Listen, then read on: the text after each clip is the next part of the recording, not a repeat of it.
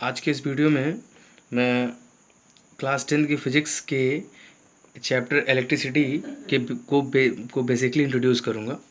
ये चैप्टर एकदम बेसिक रहेगा। इसमें मैं आपको इलेक्ट्रिसिटी से जुड़ी बहुत ही बेसिक चीज़ें बताऊँगा, जो आपको आगे के कॉन्सेप्ट्स को बहुत अच्छे तरीके से समझने में आपके लिए मतलब मददगार साबित होगा ये वीडियो। तो हम स्टार्ट करेंगे, क्योंकि हमें इलेक्ट्रिसिटी स्टार्ट करना है। तो अपन स्टार्ट करेंगे चार्ज से। इलेक्ट्रिक चार्ज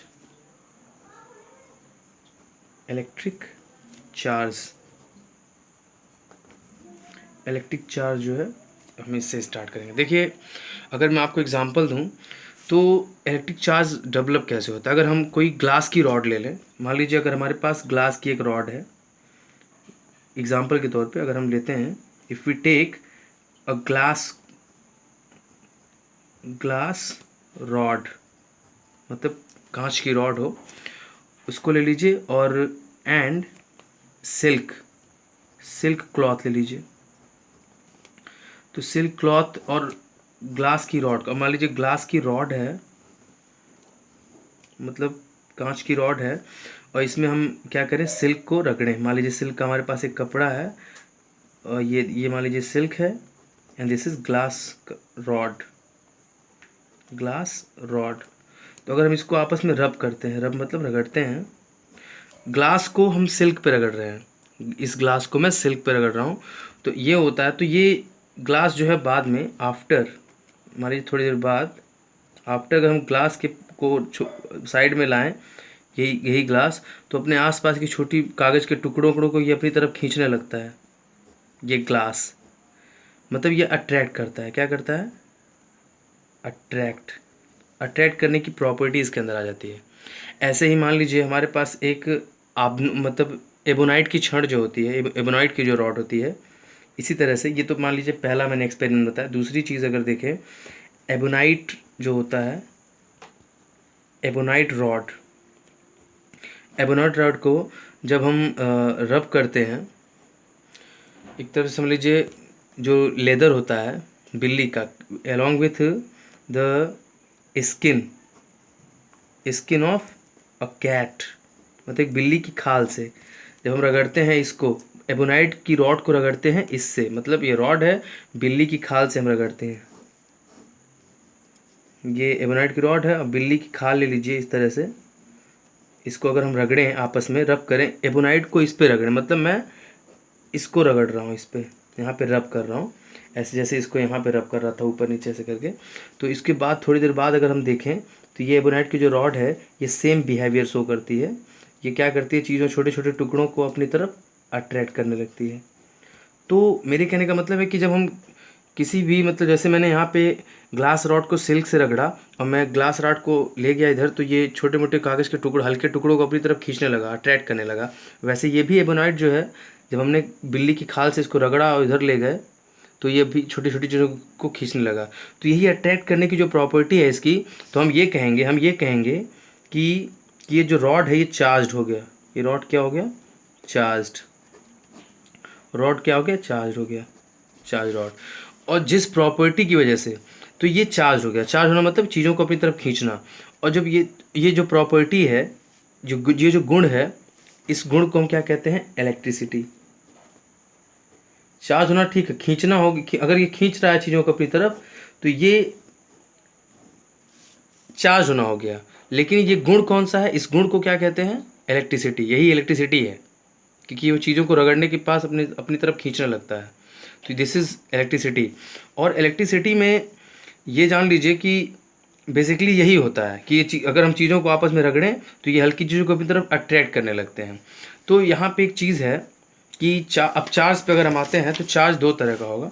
तो यही चार्ज है। तो चार्ज जो है, इलेक्ट्रिक चार्ज अगर है, इलेक्ट्रिक चार्ज जनरली यही होता है। पहले हम लोअर क्लासेस में पढ़ते तो हम सूखे बालों में कंघी को रगड़ते थे, तो देखते थे कंघी छोटे छोटे कागजों को लपेट अपनी तरफ खींचता था, अटैक करता था। तो वहाँ पे क्या था, कंघी भी चार्ज हो जाती थी। That event is electricity, that is because of electricity. So electric charge भी दो तरह के होते हैं। इलेक्ट्रिक चार्ज भी हम दो तरह के कर सकते हैं। एक होता है पॉजिटिव चार्ज, और दूसरा होता है नेगेटिव चार्ज। Negative charge. तो यहाँ पे जो मैंने एक्सपेरिमेंट पीछे किया है उसमें जो हमने पहले वाले में कांच की रॉड को, जो ग्लास रॉड था उसको रगड़ा था, तो जो ग्लास रॉड होता है, ग्लास रॉड, ये भी चार्ज हो गया था। तो ये पॉजिटिवली चार्ज हुआ था, इस पर पॉजिटिव चार्ज होता है। अभी क्यों होता है ये भी मैं बताऊँगा। पॉजिटिव चार्ज था इस पर। और यहीं पे जो एबोनाइट था, एबोनाइट का जो रॉड था दूसरे वाले एग्जांपल में, वो एबोनाइट की जो रॉड है वो नेगेटिवली चार्ज्ड है, that is negatively charged, that is negative charge. तो ये हो गया। ये ऐसा क्यों होता है एक्चुअली मैं आपको बता रहा हूँ। इसके पहले मैं एक चीज़ और बताना चाहूँगा कि अब जैसे एग्जांपल में समझिए, जो इलेक्ट्रॉनिक जो स्ट्रक्चर होता है, मेरे कहने का मतलब जो इलेक्ट्रॉन थियरी है, किसी भी सब्सटेंस की जो इलेक्ट्रॉन थियरी है, as per electron theory, as per electron theory अगर हम समझने की कोशिश करें तो इसके माध्यम से मैं सिर्फ आपको थोड़ा सा स्ट्रक्चर को समझाने की कोशिश करूँगा। That is very very very important. So आपको पता है कि कोई भी एटम हो, कोई भी सब्सटेंस का कोई भी एटम हो, तो उसमें सबसे पहले इस तरह से न्यूक्लियस होता है, दिस इज़ न्यूक्लियस। और उसके बाद इसके चारों तरफ क्या होते हैं, ऑर्बिटल्स होते हैं, जिसमें जो है इलेक्ट्रॉन्स रिवॉल्व करते हैं अराउंड में इसके चारों तरफ, इस तरह से एग्जाम्पली। सो मान लीजिए ये न्यूक्लियस है, तो न्यूक्लियस में दो चीज़ें होती हैं, प्रोटॉन होते हैं और न्यूट्रॉन होते हैं न्यूक्लियस के अंदर, दिस इज न्यूक्लियस। और ये इसके बाहर जो है, जैसे पहले ऑर्बिटल में 2 इलेक्ट्रॉन्स होते हैं, दूसरे में 8 होंगे, फिर ऐसे आगे होते जाते हैं, 2 8 18 इस तरह से जाता है, होता रहता है। तो मैक्सिमम इस तरह से फिक्स इलेक्ट्रॉन्स होते हैं। तो आप देख सकते हैं ये ऑर्बिटल्स में इलेक्ट्रॉन्स हैं। इलेक्ट्रॉन्स जो जो किसी भी एटम का जो मास होता है, उसका जो मास, जिसको वेट जो है मतलब मास, वो हमेशा न्यूक्लियस में ही, मैक्सिमम पार्ट जो उसका न्यूक्लियस में ही होता है। और न्यूक्लियस किससे बना होता है, ये बना होता है न्यूट्रॉन से और प्रोटॉन से। तो न्यूट्रॉन के ऊपर तो कोई चार्ज नहीं होता, ये चार्जलेस होते हैं। लेकिन प्रोटॉन पे क्या होता है, पॉजिटिव चार्ज होता है। और ये क्या हो, यही इसके एटम के मास के लिए जो है रिस्पॉन्सिबल होते हैं। वहीं जो इलेक्ट्रॉन्स चारों तरफ ऑर्बिटल्स में घूम रहे हैं, इनके मास में कोई बहुत ज़्यादा योगदान नहीं होता है।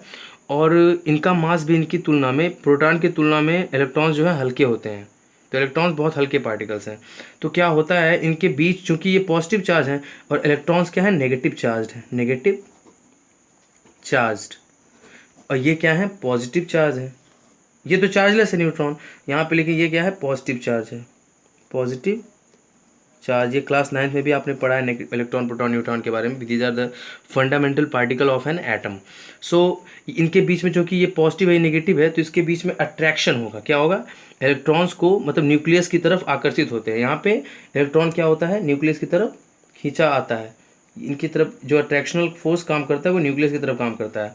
लेकिन जो पास, तो जो करीब के इलेक्ट्रॉन्स है, जो ये न्यूक्लियस के पास का जो ऑर्बिटल है, ये इलेक्ट्रॉन्स तो नहीं जा सकते बाहर, ये इलेक्ट्रॉन्स बाहर नहीं जा सकते, क्योंकि इनके पास फोर्स बहुत तगड़ा लग रहा है न्यूक्लियस का। लेकिन जो बाहर के ऑर्बिटल का ये इलेक्ट्रॉन है, ये अगर हल्का सा एनर्जी पा जाए, चाहे एटम को गर्म करी, चाहे इसको, इस इलेक्ट्रॉन को चाहे हीट मिले, चाहे रगड़ेंगे तब, मतलब हीट जब ये पाएगा एनर्जी, तो ये जो इसको फोर्स जो झेलना पड़ रहा है न्यूक्लियस का, पॉजिटिव चार्ज होने की वजह से प्रोटॉन अपनी तरफ खींच रहा है क्योंकि ये ज़्यादा है, तो ये इस फोर्स को तभी कैंसिल करके बाहर जा पाएगा इसको तोड़ के, जब इसको बाहर से एनर्जी मिले। तो जब हम रगड़ते हैं, जैसे यहाँ पे देखिए, अब जब हम ग्लास की रॉड को सिल्क से रगड़ते हैं तो क्या होता है, इसके जो इलेक्ट्रॉन्स जो मैंने बाहर देखा, जो बाहर वाला इलेक्ट्रॉन है, सबसे न्यूक्लियस से जो दूर वाला इलेक्ट्रॉन है, वो एनर्जी पाने लगता है। एनर्जी पाके वो क्या करता है, सिल्क में कूद जाता है। तो वो इलेक्ट्रॉन जब सिल्क में कूदेगा, जैसे यहाँ से एक इलेक्ट्रॉन जंप कर जाए सिल्क में, एक इलेक्ट्रॉन, मान लीजिए एक इलेक्ट्रॉन सिल्क जंप कर गया, तो चूंकि इलेक्ट्रॉन क्या होता है, नेगेटिव चार्ज होता है, तो ये जहाँ जाएगा उस पर नेगेटिव चार्ज हो जाएगा, और जिसमें से जाएगा उस पर पॉजिटिव चार्ज हो जाएगा। ऐसे ही यहाँ पे क्या होता है, इसको जब रगड़ते हैं तो सिल्क जो है, सॉरी, ये बिल्ली की जो खाल है, इसमें से एक इलेक्ट्रॉन कूद के इसमें चला आता है। तो जहाँ से आ रहा है उस पर पॉजिटिव चार्ज होगा, जिसमें आ रहा है उस पर नेगेटिव चार्ज होगा। तो हम यहाँ पे देख सकते हैं, इसलिए मैंने कहा है कि ग्लास रॉड क्या है, पॉजिटिवली चार्ज है, क्योंकि ग्लास रॉड में से इलेक्ट्रॉन कूद के जाता है, किसमें, सिल्क वाले में। लेकिन यहाँ पे क्या, ये नेगेटिव चार्ज है बोनेट, क्योंकि बिल्ली की खाल से इलेक्ट्रॉन कूद के जब हम रगड़ते हैं, जो हीट पाता है, तो बिल्ली की खाल के एटम का जो इलेक्ट्रॉन होता है वो सीधे कूद के एबोनाइट में चला आता है। इसलिए एबोनाइट में इलेक्ट्रॉन आया है, तो जब इलेक्ट्रॉन नेगेटिवली चार्ज होता है, तो जब आएगा तो नेगेटिव चार्ज देगा। यहाँ पे क्या देगा, पॉजिटिव चार्ज है यहाँ पे, क्योंकि यहाँ से इलेक्ट्रॉन जाता है। तो ये इसकी ये थियरी है इलेक्ट्रॉन्स के बारे में, मतलब चार्ज के बारे में। और चार्ज के बारे में नाउ अब देखिए, हम देखते हैं मैंने हेडिंग डाली है explanation of electric flow based on free electron model. Free electron model, देखिए फ्री इलेक्ट्रॉन जो है, फ्री इलेक्ट्रॉन्स जो होते हैं उसको हम कंडक्शन इलेक्ट्रॉन भी कहते हैं। कंडक्शन इलेक्ट्रॉन, ये दोनों एक ही चीज़ है। कंडक्शन क्यों कहते हैं? क्योंकि इलेक्ट्रिसिटी जो चलती है किसी भी सब्सटेंस में, जो इलेक्ट्रिसिटी फ्लो करती है वो इन्हीं इलेक्ट्रॉन्स की वजह से फ्लो करती है, इसलिए इसको हम कंडक्शन इलेक्ट्रॉन्स भी कहते हैं, या फ्री इलेक्ट्रॉन। फ्री मतलब ये एटम, जैसे मैंने क्या कहा था कि जो न्यूक्लियस से दूर वाले जो ऑर्बिटल होते हैं वो हीट पा करके या एनर्जी पा करके जब हम रगड़ते हैं तो वो अपनी क्या कहते हैं, ऑर्बिटल को तोड़ के बाहर कूद जाते हैं, तो वो फ्री हो जाते हैं, इसलिए उनको मुक्त कहते हैं, मतलब फ्री इलेक्ट्रॉन्स। और यही फ्री इलेक्ट्रॉन्स ही चार्ज का फ्लो करते हैं। मतलब मैं एग्जांपल अभी आपको दे रहा हूँ, आपको समझ में आ जाएगा। जैसे मान लीजिए ये कोई सब्सटेंस है जिसमें मतलब इलेक्ट्रिसिटी फ्लो कर सकती है। जैसे मान लीजिए कोई मेटल है, आपको भी पता है मेटल में लाइट फ्लो करता है, करंट फ्लो करता है। जैसे मान लीजिए एल्यूमिनियम है एग्जाम्पल के तौर पे फॉर इंस्टेंस, तो इसमें क्या होगा, इसमें जैसे कोई भी ये ढेर सारे एटम से ये मान लीजिए सब्सटेंस है, तो ये एल्यूमिनियम के ढेर सारे एटम से मिलके बना होगा, ऐसे ऐसे इस तरह से। और एटम्स के बीच में गैप भी होता है, ये भी आप जानते हैं। तो यहाँ पे क्या है, ये एटम, तो यहाँ से क्या होगा, इसमें से जब एनर्जी पाया होगा इलेक्ट्रॉन, तो इलेक्ट्रॉन कूद के इससे बाहर आ गया। मान लीजिए इलेक्ट्रॉन यहाँ पे आ गया कूद के, ये मान लीजिए जितना पॉइंट में बताया, इन सब में से कूद के इलेक्ट्रॉन बाहर आ जाते, क्योंकि इलेक्ट्रॉन कूदता है बाहर निकलता है तभी चार्ज डेवलप होता है। अगर इसमें से कूद के बाहर जाएगा तो क्या होगा, इस पर पॉजिटिव चार्ज आ जाएगा, तो इसमें से कूद के बाहर ही जाएगा। तो क्योंकि ये मेटल्स है, मेटल में हमेशा पॉजिटिव चार्ज होता है ना, तो फिर ऐसे जितने भी ऐसे बहुत सारे इलेक्ट्रॉन्स हो जाएंगे। तो ये सब कौन से इलेक्ट्रॉन्स हैं, ऐसे सब में से निकलेगा तो बहुत सारे इलेक्ट्रॉन्स हो जाएंगे। ये सब इलेक्ट्रॉन्स हैं जो मैं बना रहा हूँ पॉइंट पॉइंट, ऐसे इलेक्ट्रॉन्स होंगे। तो इन सभी इलेक्ट्रॉन्स को हम क्या कहेंगे, these are actually free electrons, क्योंकि ये फ्री हो गए हैं, इनको कोई ऑर्बिटल में नहीं रहना, या कंडक्शन इलेक्ट्रॉन कह लीजिए। तो मेरे कहने का ये मतलब है कि ये जो फ्री इलेक्ट्रॉन्स होते हैं यही पूरे सब्सटेंस में इलेक्ट्रिक, अब जैसे मान लीजिए इलेक्ट्रिक चार्ज है तो इलेक्ट्रिक चार्ज को यही ले जाते हैं एक स्थान। अब यहाँ से जैसे इलेक्ट्रिक चार्ज है ना, तो ये इलेक्ट्रॉन ही आएगा फ्लो करके इसको यहाँ तक लाएगा। तो जब किसी बिजली मतलब करंट फ्लो करता है किसी तार से, ये इसीलिए होता है क्योंकि ये इलेक्ट्रॉन ही लेके बिजली लाते हैं। जैसे मैंने प्लग में लगा दिया स्विच, तो अब जैसे मैंने मोबाइल है, मैंने चार्जर लगाया तो यहाँ पे चार्ज हो रहा है, तो क्या होता है उसी तार, क्योंकि तार क्या है, कोई मेटल ही होगा, कॉपर का वायर होगा चाहे एल्यूमिनियम का वायर होगा, तो क्या होता है वहाँ से इलेक्ट्रॉन्स खुद से, जो फ्री इलेक्ट्रॉन्स होते हैं वही करंट को लेकर के आते हैं, चार्ज को लेकर के आते हैं, मोबाइल चार्ज या बैटरी चार्ज होती है। तो ये मेरे कहने का मतलब है कि फ्री इलेक्ट्रॉन्स होते हैं, ये इलेक्ट्रिक चार्ज मतलब किसी भी सब्सटेंस से बिजली मतलब करंट को फ्लो होने के लिए, चार्ज को फ्लो होने के लिए ज़रूरी होते हैं। अगर फ्री इलेक्ट्रॉन्स ना हो तो कभी भी कोई भी सब्सटेंस से करंट फ्लो नहीं करेगा, चार्ज फ्लो नहीं करेगा। तो जो भी मेटल्स होते हैं, सारे मेटल्स से क्या होता है, सारे मेटल्स में फ्री इलेक्ट्रॉन्स होते हैं, और ये जितने ज़्यादा होंगे बिजली या करंट उतना अच्छा फ्लो होगा। जैसे जनरली अगर मेटल में देखें तो मेटल का अगर मैं एग्जांपल हो जाए एल्यूमिनियम, गोल्ड, चाहे आप कुछ भी कहिए, इनमें जो फ्री इलेक्ट्रॉन्स होते हैं, नंबर ऑफ फ्री इलेक्ट्रॉन्स जो होता है ये लगभग 10⁻29 पर मीटर क्यूब होते हैं। पर मीटर क्यूब मतलब 1 मीटर क्यूब में अगर कोई सब्सटेंस जैसे एल्यूमिनियम है उसको 1 मीटर क्यूब ले लीजिए, मतलब 1 मीटर लंबा, 1 मीटर चौड़ा, 1 मीटर ऊंचा कोई गुटका हो, तो उसमें 10⁻29 इलेक्ट्रॉन्स होंगे जो कि फ्री इलेक्ट्रॉन्स होंगे। क्या होंगे, फ्री इलेक्ट्रॉन। तो इतने सारे इलेक्ट्रॉन्स अगर रहेंगे तो बहुत ज़्यादा चार्ज इधर उधर ले जाएंगे। मतलब एक तरफ से समझ लीजिए कि ये टेम्पू है, टेम्पू में मतलब चार्ज बैठ बैठ के जाते हैं, सवारी की तरह ढोता है, ये चार्ज को एक स्थान से दूसरे स्थान पहुँचाता है। तो अगर ये टेम्पू ना रहे तो वहाँ पे चार्ज, अब जैसे मान लीजिए कहीं टेम्पू ना रहे तो कैसे सवारी जाएगी। तो वैसे ही ये जिस सब्सटेंस में ये फ्री इलेक्ट्रॉन्स पाए जाते हैं, ये टेम्पू रहता है, वहाँ पे चार्ज एक स्थान से दूसरे स्थान जा सकता है, तो करंट फ्लो होगा, नहीं तो फ्लो नहीं होगा। और जैसे मान लीजिए सूखी लकड़ी है, सूखी लकड़ी, जैसे मान लीजिए मैंने सूखी लकड़ी ले ली, इट्स अ ड्राई वुड, सूखी लकड़ी ड्राई वुड, तो क्या होगा, यहाँ पे क्या है, टेम्पू चल ही नहीं रहा है, टेम्पू है ही नहीं, तो आदमी एक स्थान दूसरे स्थान कैसे जाएगा, मतलब चार्ज एक स्थान दूसरे स्थान कैसे जाएंगे। तो जहाँ पे इसमें क्या है, इसमें फ्री इलेक्ट्रॉन्स क्या है, फ्री जो इलेक्ट्रॉन्स हैं या कंडक्शन इलेक्ट्रॉन्स जो हैं इसमें क्या है, ज़ीरो है नंबर ऑफ। तो नंबर ऑफ इलेक्ट्रॉन्स अगर जीरो है या कम है, पर्याप्त नहीं है, तो उसमें से इलेक्ट्रिसिटी या करंट या चार्ज फ्लो नहीं होता है। तो ये इस बिहाफ पे मतलब जितने ज़्यादा फ्री इलेक्ट्रॉन्स होंगे उतनी अच्छी करंट फ्लो होगी। तो उस सब्सटेंस को हम कंडक्टर कहेंगे या चालक कहते हैं। या अगर फ्री इलेक्ट्रॉन्स कम हैं या उसमें जीरो हैं तो हम उसको इंसुलेटर कहेंगे, या ऐसे सब्सटेंस जिसमें करंट फ्लो ना करे। जैसे इसके बिहाफ पे हम सब्सटेंस को दो पार्ट में बांट सकते हैं, एक कंडक्टर, एक इंसुलेटर। कंडक्टर, एक इंसुलेटर, मतलब जिसमें से लाइट या करंट फ्लो नहीं होती है।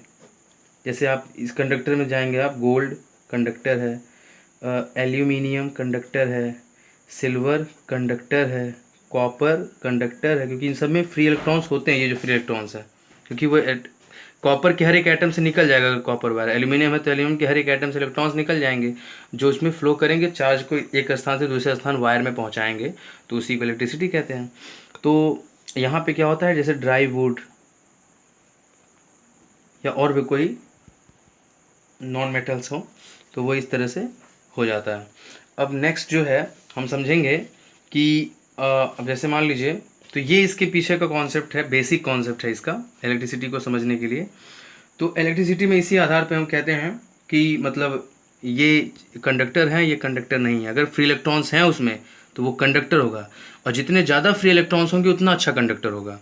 लेकिन अगर फ्री इलेक्ट्रॉन्स कम है या एकदम है ही नहीं, तो वो हमेशा बैड कंडक्टर होगा इलेक्ट्रिसिटी का। So this is all about the conductors and insulators. तो इलेक्ट्रॉन्स का ही गेम है। इलेक्ट्रिकल जो फीचर होता है किसी भी सब्सटेंस का, उसके लिए इलेक्ट्रॉन्स रिस्पॉन्सिबल होते हैं। इलेक्ट्रॉन्स की वजह से ही, क्योंकि जब हम रगड़ते हैं तो इलेक्ट्रॉन्स इधर से उधर जंप करते हैं, जिसकी वजह से चार्ज डेवलप होता है। चार्ज डेवलप होता है तो वो चार्ज फ्लो होता है, और चार्ज जब फ्लो होता है तो वही क्या होता है, इलेक्ट्रिक करंट होता है। तो ये इसके बारे में बेसिक आइडिया है।